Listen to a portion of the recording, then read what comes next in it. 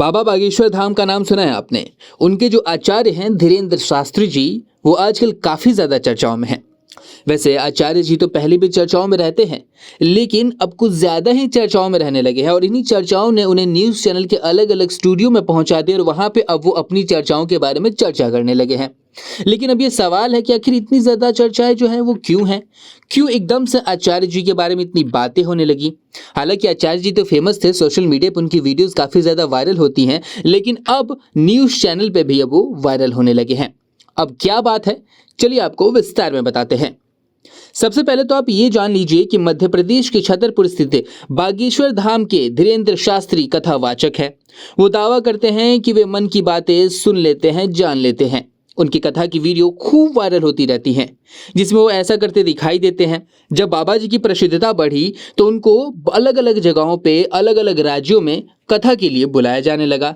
ऐसे ही एक कथा के लिए वो नागपुर पहुंचे थे। यह कथा 13 जनवरी तक चलनी थी, लेकिन शास्त्री जी वहां से 11 जनवरी को ही 9-2-11 हो गए। अब वहीं पर एक संस्था है, कहां पर, यानी महाराष्ट्र में।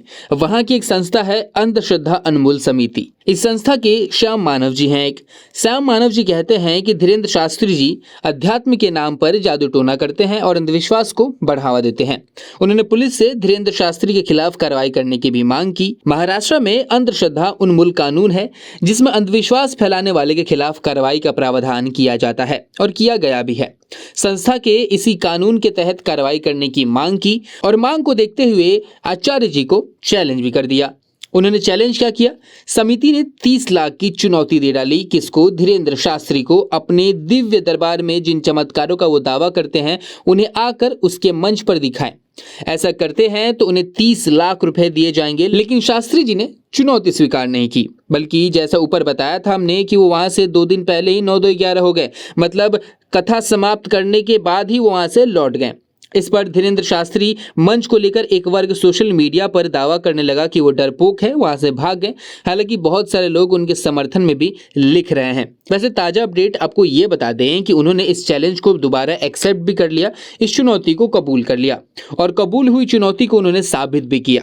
नागपुर में उठे सवालों के बाद अंधविश्वास का ठप्पा लग गया था बाबा जी पर, और ये बाबा जी धीरेन्द्र कृष्णा शास्त्री के लिए बहुत बड़ा एक, ऐसे कह सकते हैं कि चैलेंज था, और इस चैलेंज का जवाब भी उन्होंने बहुत ही करारा दिया। दरअसल धीरेन्द्र शास्त्री ने अपने दिव्य दरबार में ये प्रमाण दिया, मीडिया के सामने कई अनजान लोगों के बारे में लगातार सही जानकारी दी। यही नहीं, कई सारे पत्रकारों को भी उन्होंने अपने सामने बुलाया, उन पत्रकारों के परिवारों के बारे में बताया, उन पत्रकारों के प्रॉब्लम्स के बारे में बताया। एक एक कर जब इस बात का जवाब दे रहे थे तो सभी के सभी पत्रकार वहां पे भौचक्के रह गए। सभी के सभी पत्रकार, सभी के सभी लोग ऐसा कह सकते हैं कि एकदम चौंक चुके थे। वहां के लोग भी चौंक चुके थे।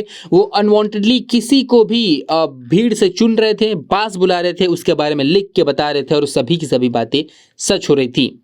अब जब उन्होंने अपनी दिव्य शक्तियों को साबित कर दिया है, तब वो अलग अलग चैनलों पर जाके अपनी शक्तियों के बारे में बता रहे हैं कि मुझे ढोंगी बताया गया, मुझ पे सवाल उठाया गया, जबकि वो सारे के सारे सवाल गलत थे।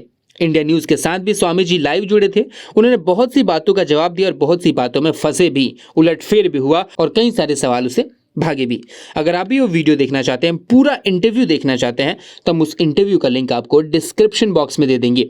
अभी जाइए, डिस्क्रिप्शन बॉक्स में क्लिक कीजिए और आपको एकदम वो इंटरव्यू देख के लगेगा कि आपने कुछ नया देखा है। उस इंटरव्यू में ऐसी ऐसी चीजें हैं, ऐसी ऐसी सवाल हैं जो शायद ही किसी मीडिया इंडस्ट्री ने या फिर किसी मीडिया ऑर्गेनाइजेशन ने उससे पूछा होगा।